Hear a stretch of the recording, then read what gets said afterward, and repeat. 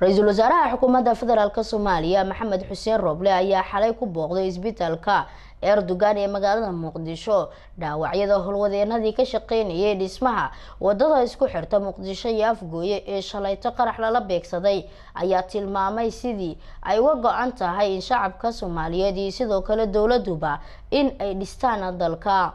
Ra'iisul Wasaaraha ayaa mid u dul istaagay howlwadeenadii ku dhaawacmay iyagoo ka shaqeynaya horumarinta dalka, kuwaas oo ay ka mid ahaayeen injineero u dhashay dalka aan walaalanahay ee Turki, isagoo oo uga mahad celiyay dowladda iyo shacabka Turkiga sida ay ugu dhiiran yihiin garab istaaga walaalahooda. Al-Shabaab waxay ka soo horjeedaan nabadda iyo sidoo kale howl kasta oo dalkeena lagu horumarinayo.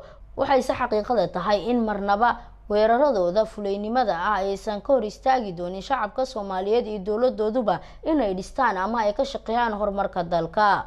Ra'iisul Wasaaraha Xukuumadda Soomaaliya Maxamed Xuseen Roble ayaa alla u weydiiyay naxariistii janno injineeradii ku geeriyooday falkaasi, iyadoo sidoo kalena uu caafimaad u weydiiyay kuwa uu dhaawac ka soo gaaray. Bismillahir Rahmaanir Rahiim.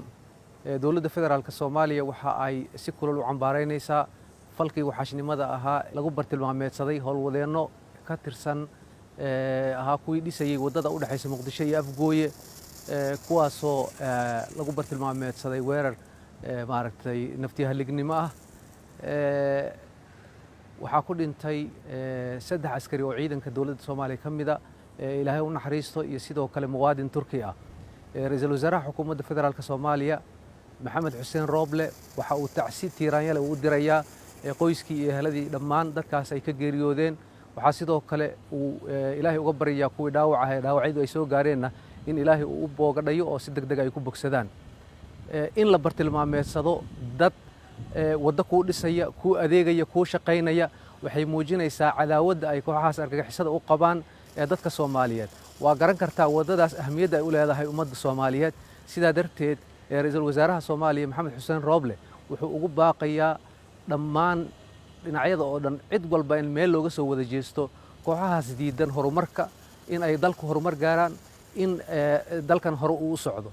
waxa qof walba oo maaragtay laga doonaya inuu qayb ka qaato dagaalka lagula jiro kooxahaasi. dowladda Soomaaliyana waxaa ka go'an in ay sii wado dhamaystirka waddadaasi, maadaama ay tahay arrin shacabku u baahan yahay, arrin dadku ay doonayaan.